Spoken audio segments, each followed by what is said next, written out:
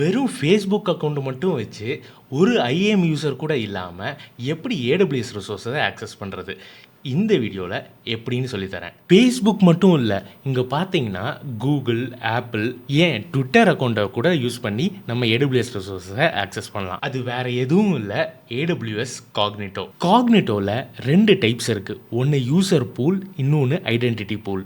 நீங்கள் ஒரு app develop பண்ணுறீங்கன்னா கிரவுண்ட் அப்லேருந்து அத்தன்டிகேஷன் சிஸ்டத்தை டெவலப் பண்ணணுன்னு இல்லை.